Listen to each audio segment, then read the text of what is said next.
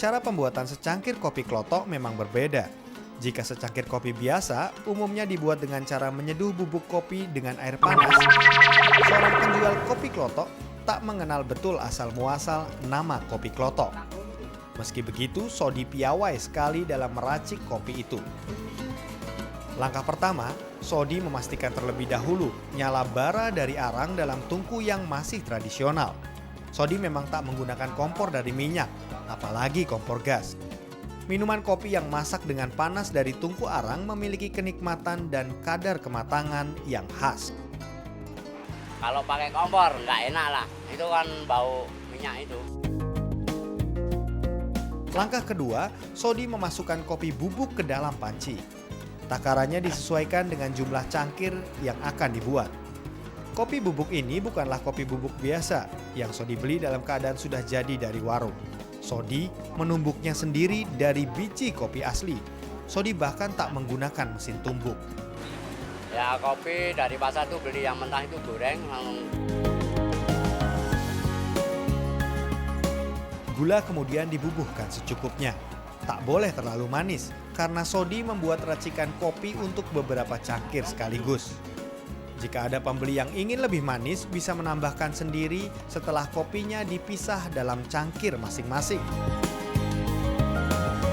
Saat panci diletakkan di atas tungku, mulailah Sodi bekerja keras. Bara arang yang sudah menyala dalam tungku harus terus digenjot agar nyalanya dapat memanaskan campuran kopi, air, dan gula hingga mendidih.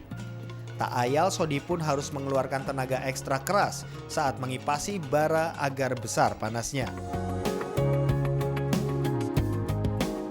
Ya capek lah, kalau itu arangnya nggak jelek kayak gini kan ini kan capek mas.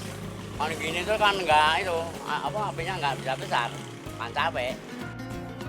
Cara pembuatan secangkir kopi klotok memang berbeda.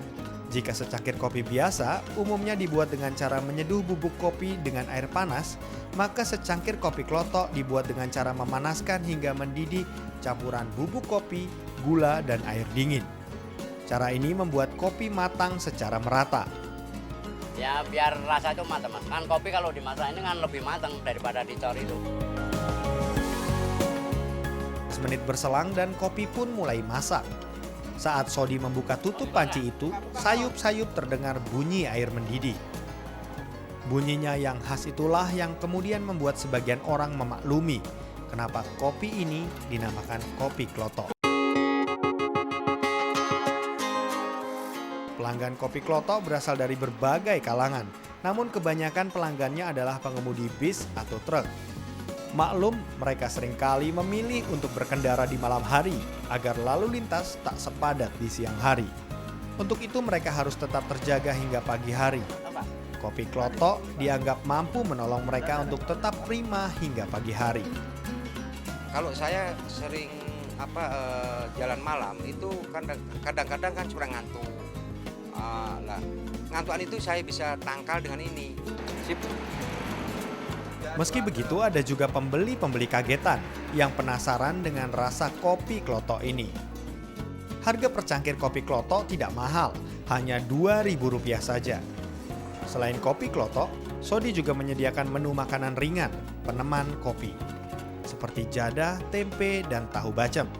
Khusus untuk jadah, pembeli boleh memilih dibakar atau dimakan tanpa dibakar. Biasanya, warung kopi klotok ini buka mulai pukul 7 malam hingga pukul 12 malam. Kalau Anda bepergian dan lelah, Anda lebih baik berhenti dulu.